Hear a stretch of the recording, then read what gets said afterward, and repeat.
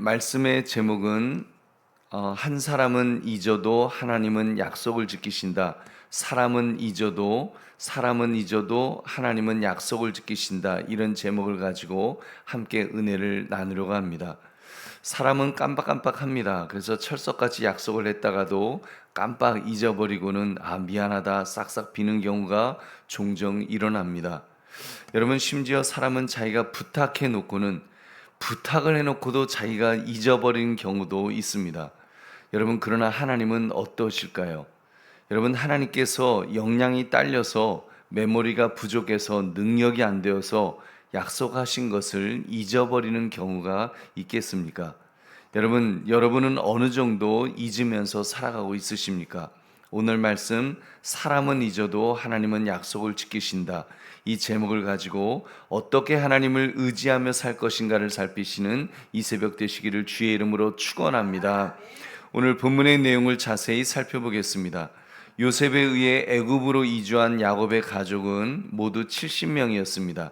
감사하게도 하나님께서 야곱으로 하여금 애굽에서 번성하게 하셔서 이스라엘 자손은 번성하여 거대한 민족을 이루었던 것입니다. 이 모습은 천지 창조 때 인류에게 주셨던 하나님의 명령이 그대로 실현된 것입니다.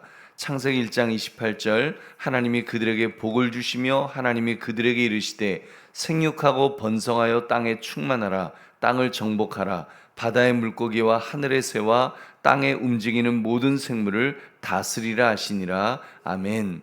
이것은 하나님의 축복이었습니다만 이것 때문에 또 이스라엘 자손은 고난을 당했습니다. 여러분, 사실 살다 보면 이런 경우를 만나곤 합니다. 생육하고 번성하는 것은 하나님이 기뻐하실 일입니다만 또 사단 마귀는 그것을 기뻐하지 않을 것입니다. 그래서 이런저런 모양으로 방해를 하는데 오늘 본문은 바로 그 방해하는 모습을 보여주고 있는 것입니다. 요셉이 죽은 후에 세월이 많이 지나서 이제 요셉을 알지 못하는 그런 애굽 왕이 다스리게 되었다고 했습니다. 요셉의 업적이 얼마나 그 위대한 것이었는가, 그런 것을 이제 모르는 그런 세대라는 것이죠. 그러니 그런 자들이 보기에는 이스라엘 백성들에게 행한 정책이 그 이스라엘 백성들을 보면서 얼마나 위협적이고 또 부담스러웠겠습니까? 그래서 그들에게 어떤 정책을 펼쳤다라고 지금 말씀합니까? 우리 11절을 함께 읽겠습니다. 시작. 감독들을 그들 위에 세우고 그들에게 무거운 짐을 지워 괴롭게 하여 그들에게 바로를 위하여 국고성 비동과 라암셋을 건축하게 하니라. 아멘. 그들에게 무거운 짐을 지워서 괴롭혔다고 했습니다. 왜요? 애굽 왕은 강제 노동으로 이스라엘 자손의 출산을 억제하고 말살하려는 정책을 펼쳤던 것입니다. 아무튼 이러한 학대에도 불구하고 더욱 번성하는 이스라엘이 그 만난 또 다른 어려움은 무엇이었습니까? 우리 14절도 함께 읽겠습니다. 시작. 어려운 노동으로 그들의 생활을 괴롭게 하니 곧 흙 이기기와 벽돌 굽기와 농사의 여러 가지 일이라 그 시키는 일이 모두 어마하였더라. 아멘. 벽돌을 굽게 했습니다. 그리고 나중에는 업무량은 늘리면서 오히려 재료를 공급하지 않았습니다. 그런데도 이스라엘 사람들의 숫자는 줄지 않았다고 했습니다. 더욱 번성하여 바로 왕이 근심하도록 했다. 이렇게 성경은 기록합니다. 이것은 하나님께서 이스라엘에게 맺은 언약을 기억하셨기 때문입니다. 어떤 언약입니까? 생육하고 번성해서 큰 민족을 이루게 하시겠다고 하는 하나님의 약속이었습니다. 창세기 46장 3절, 하나님이 이르시되 나는 하나님이라 내 아버지의 하나님이니 애굽으로 내려가기를 두려워하지 말라. 내가 거기서 너로 큰 민족을 이루게 하리라. 아멘. 하나님께서 이스라엘 백성들을 이제 그 야곱의 가족을 이제 그 애굽 땅으로 보내시면서 애굽 땅으로 내려가라 하시면서 이런 약속을 하셨고, 하나님은 약속하신 대로 너로 큰 민족을 이루게 하리라 약속하신 것을 그 이스라엘 백성들이 어떤 형편 어떤 처지에 있다 할지라도 그 약속을 잊지 않으신 줄 믿으시기 바랍니다. 우리 보배로운 성도님들, 사람은 기억하지 못해도 아브라함과 야곱에게 큰 민족을 이루겠다고 하신 약속을 지키시는 이 하나님을 볼 때 여러분은 무엇을 느낄 수가 있습니까? 여러분, 하나님의 완전하심과 신실하심은 한 번 약속하신 것을 결코 잊지 않으신다는 것을 우리는 깨닫게 됩니다.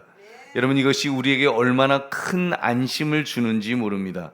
하나님께서 약속하신 것을 지키지 않으신다면 여러분, 얼마나 우리가 난감하겠습니까? 우리 인간들처럼, 심지어 인간 부모처럼 깜빡하여 잊어버리기라도 하신다면 인생이 얼마나 힘들겠습니까? 설령 고의가 아니더라도 인생은 너무나도 불안할 수밖에 없을 것입니다. 근데 하나님은 정반대시라고 그랬습니다. 우리는 까맣게 잊어도, 심지어 당사자인 나도 잊어버려도 하나님은 잊지 않으시는 줄로 믿습니다. 반드시 기억하시고 지키시는 신실한 하나님이신 줄 믿으시기 바랍니다. 우리 보배로운 성도님들, 오늘 말씀을 나의 삶에 적용해 봅시다. 여러분은 살아오면서 고난을 통해 잊고 있었던 하나님의 신실하신 약속 성취를 경험했다면 여러분, 언제 그런 경험을 하셨습니까? 여러분, 우리의 나된 것은 바로 그런 경험이 아니겠습니까? 여러분, 저는 그런 것 같습니다. 저는 제 인생을 가만히 들여다보면 무슨 기적 같은 일이 늘 일어난 것은 아니었던 것 같습니다. 예를 들면 돈이 필요하다고 기도했더니 로또가 당첨돼 갖고 하나님이 살아계심을 난 그렇게 경험했습니다. 그런 일 없었고, 다 죽을 병이 걸려서 수술장까지 갔다가도 주여 고쳐 주옵소서 기도했더니 신비한 능력이 나타나서 그 벌떡 일어나게 만들어 주시는 그런 일은 경험한 적이 별로 없습니다. 그렇다고 하나님의 은혜를 경험하지 못했을까요? 또 아닙니다. 그리스도는 만유에 계시고 모든 것이기 때문에 그리스도를 통해서 또 수많은 은혜를 경험했습니다. 뒤돌아보면 하나님의 극적 은혜였던 경우가 또 얼마나 많은지 모릅니다. 기적은 아니었는데 지나고 나면 기적 같은 일들이 사실 늘 있었다는 것을 이렇게 깨닫게 됩니다. 우리 보배로운 성도님들, 인생을 살아가면서 하나님을 향해 가장 중요한 것이 있습니다.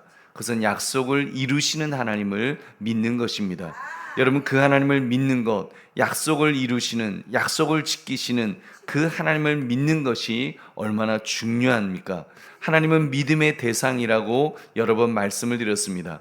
하나님은 우리에게 믿음의 대상이신 줄로 믿습니다. 아멘하고 믿기만 하면 하나님께서 은혜를 베풀어 주십니다. 하나님께서 책임져 주십니다. 특히 우리의 삶의 뒤를 돌아보면 기적이라고 말할 정도로 얼마나 많은 일들을 우리 하나님께서 해주시는지 모릅니다. 여러분, 그것들을 기대합시다. 또 그것들을 경험합시다.